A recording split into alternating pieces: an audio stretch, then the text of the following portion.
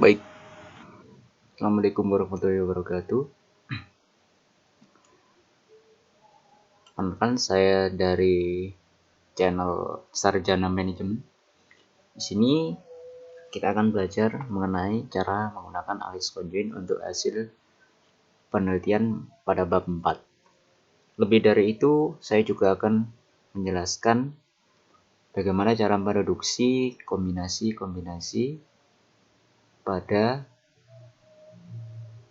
analis conjoin ya. Oke, yang pertama, dalam analis conjoin kita harus tahu faktor atribut dan level atribut yang membentuk preferensi konsumen. Untuk mengetahui faktor atribut dan level atribut, nah kita harus melakukan sebuah wawancara dengan beberapa orang. Saya contohkan untuk wawancaranya seperti ini. Nah, ini saya ambil 20 orang. Saya contohkan adalah Anthony. Alamatnya Jelak Kombo, umurnya 23. Nah, pada wawancara kali ini saya menanyakan apa yang mempengaruhi responden dalam memilih, karena objek saya adalah warung kopi, maka apa yang mempengaruhi responden dalam memilih Easy Coffee dari berbagai coffee shop lainnya. Ternyata Anthony menjawab, mereka memilih Easy Coffee karena kopinya beraneka rasa, parkirnya luas. Nah, ini kita masukkan ke dalam kerangka konseptual.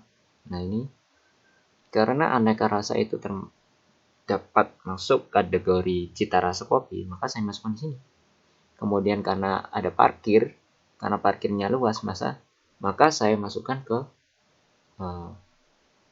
fasilitas dan seterusnya. Kemudian setelah kita buat kerangka konseptual seperti ini, maka kita harus menentukan berapa kombinasi yang tercipta dari level atribut yang telah kita buat. Dalam penelitian kali ini, level kombinasi yang terbentuk itu adalah 16. 16 itu dari mana? Dari 2 kali 2, 4, 4 kali 2, 8, 8 kali 2, 16. Karena 16 ini jika kita masukkan ke dalam angket, ini terlalu banyak untuk di-ranking, maka perlu kita reduksi. Maksudnya seperti ini teman-teman, biar teman-teman paham ya.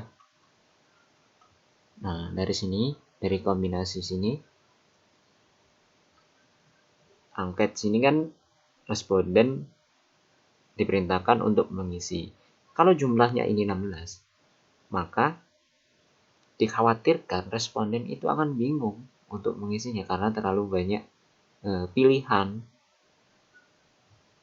Misalnya kalau saya suka yang ini, maka dia dua ini mereka suka, maka mereka pasti otomatis mengisinya bisa jadi satu, ini di ranking nomor 1 atau di ranking nomor 1 lagi.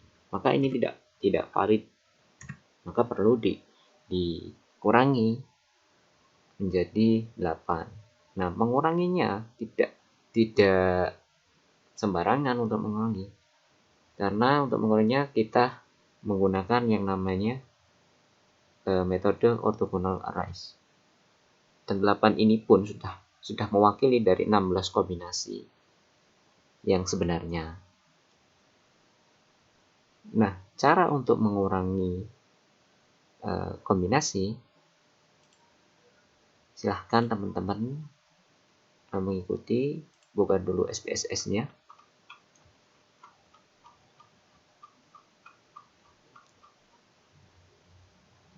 Buka dulu SPSS-nya, kemudian ya kalau sudah,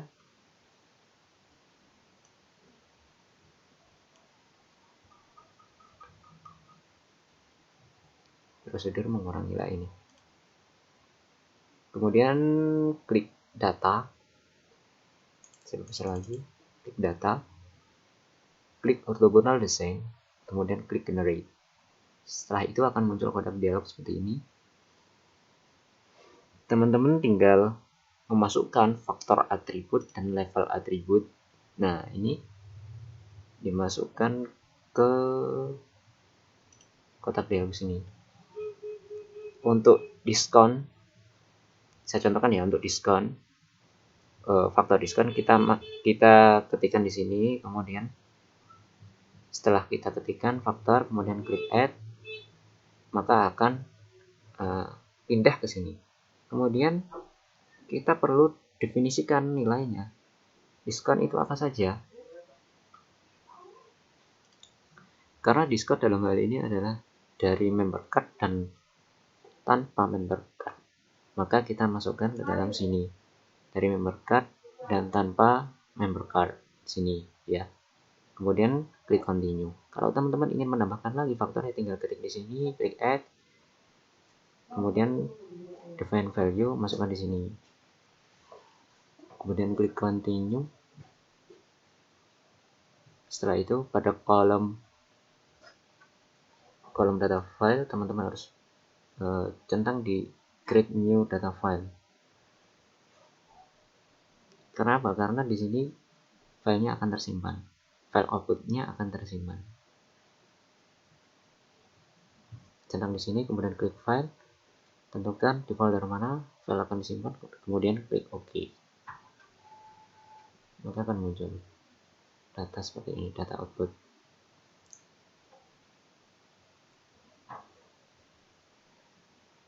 Kalau teman-teman nggak muncul, maka teman-teman harus cari file tersebut tersimpan di mana, file output tadi. Tinggal open saja.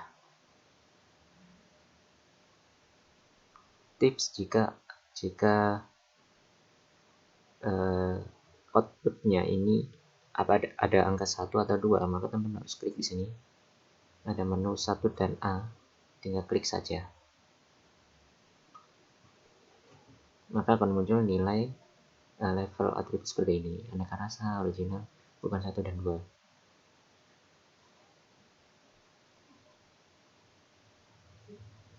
Nah, setelah selesai pada hal tersebut, setelah mereduksi kombinasi, kemudian persiapkan data responden. Mengapa perlu kita persiapkan data responden? Karena data responden analis conjoint itu berbeda dengan analisis regresi linear berganda. Contohkan ya. Nah, di sini pada analisis conjoint itu perlu kita masukkan kolom ID. ID ini adalah nomor responden atau identitas responden. Kalau responden kalian ada 30, maka kita perlu memberikan angka 1 sampai 30 di sini. Kemudian jenis usia, pekerjaan, dan seterusnya ini disesuaikan saja dengan angket. Nah, ini yang paling penting, kita buat kolom P1, B2 sampai 8. P1, B2 sampai 8 ini dari mana? Ini adalah dari angket, teman-teman. Kombinasi kalian. Nah, di sini karena kombinasi pada angket kalian itu ada 1 sampai 8, maka saya lambangkan ini adalah P1 seperti itu. P1, B2 sampai P8. Ini harus apa? Harus konsisten. Nah, di sini P1, B2, B3 sampai 8. Kalau teman-teman ingin menggunakan nama lain juga nggak apa-apa, tapi harus konsisten. Misalnya kombinasi 1, maka yang bawah juga kombinasi 2. Kombinasi 2 seperti itu. Seperti itu dan seterusnya.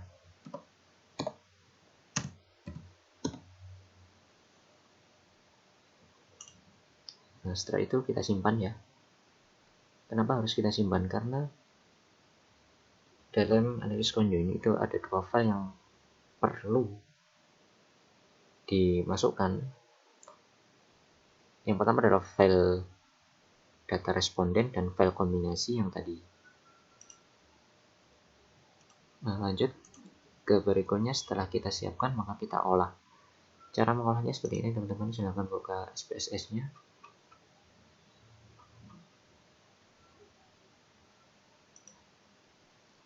Klik File, New, Syntax. Dalam analisis conjoin, kita untuk memberikan output, untuk mengetahui outputnya, kita tidak menggunakan menu, tapi menggunakan encoding atau kode. Ya, ini seperti ini kodenya, kode atau rumus ya. Setelah kita klik syntax tadi, maka akan muncul kotak dialog seperti ini.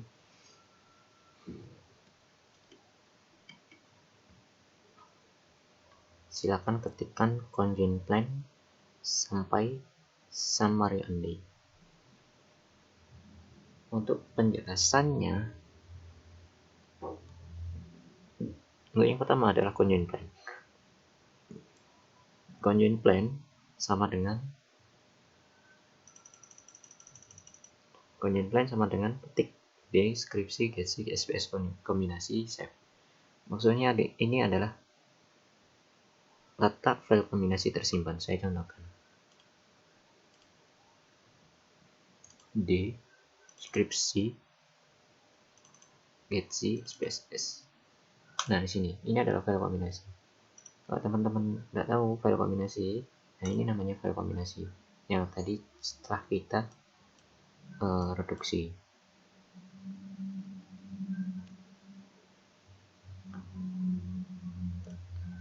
Nah, file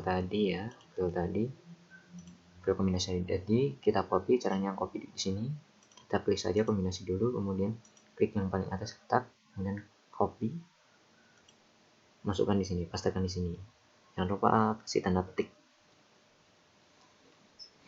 Kemudian data ini juga sama. Data ini adalah data sama dengan tanda petik, deskripsi ini adalah file responden, file 100 responden, file jawaban 100 responden. Nah, file ini 100 responden ini letaknya di mana? Karena ini filenya saya jadikan satu, maka tinggal klik aja yang 100 sini, copy, masukkan saja di sini. Lanjut adalah faktor digital rasa kopi, penyajian, topping, fasilitas, dan diskon. Untuk faktornya ini harus sama dengan file kombinasi. Nah, ini cita rasa ini harus sama. Kalau hurufnya besar juga besar, tanpa spasi juga tanpa spasi, sama. Kemudian tampil discrete, kemudian subjek atau ID, kolom ID. Ya, ini data respondenmu, kamu kasihkan kolom nomor berapa, kamu kasihkan nama kolomnya apa, ID, maka tinggal masukkan saja di sini ID, subjek sama dengan ID, skornya. Skor ini adalah kombinasi, kolom kombinasi untuk P1, B2, dan seterusnya. Nah, ini P1, B2, B3, dan seterusnya harus sama ya. Kemudian lanjut print summary only. Print summary only ini untuk mencetak hasilnya saja. Kalau teman-teman ingin mencetak output semuanya, tinggal klik all. Bedanya kalau summary only itu hanya gambaran secara output secara umum, tapi kalau print all itu bisa-bisa kombinasi per satu orang, jadinya terlalu banyak. Bisa-bisa untuk outputnya itu 100 lembar. Kalau ini cuma beberapa lembar saja. Kemudian klik run. Ini segitiga ini run. Dan akan muncul hasil conjoin. Nah, ini contohnya. Ini hasil conjoin. Ini untuk summary only, untuk overall statistik secara umum ya. Nah, untuk mengetahui mana yang disukai dan tidak disukai, tinggal lihat saja untuk angket kalian, apakah angka terbesar pada nilai ranking nomor 1 atau nomor 8. Kalau nomor 8 maka hasilnya yang paling besar dan positif. Nah, kalau rankingannya angka 1 yang paling besar nilainya, maka angka negatif dan yang paling terkecil itu adalah yang paling disukai. Dan untuk korelasinya sangat bagus karena signifikannya kurang dari 0,05 dan value-nya lebih mendekati 1.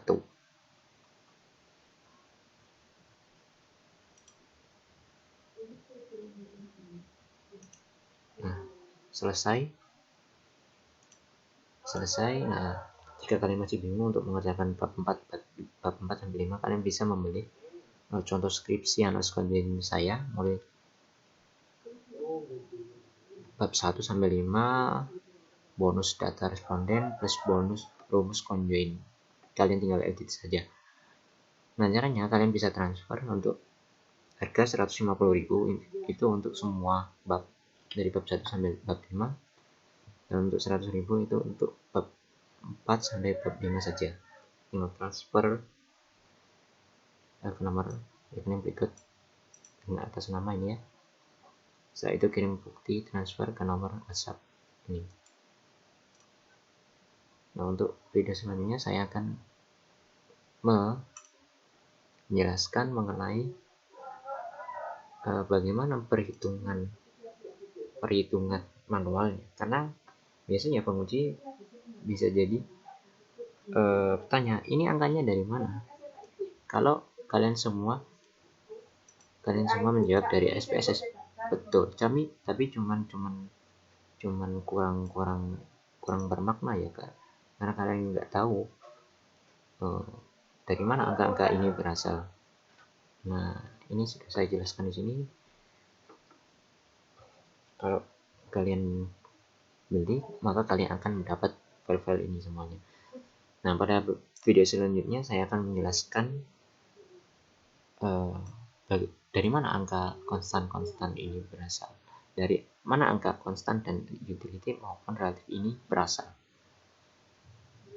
Cukup sekian. Assalamualaikum warahmatullahi wabarakatuh.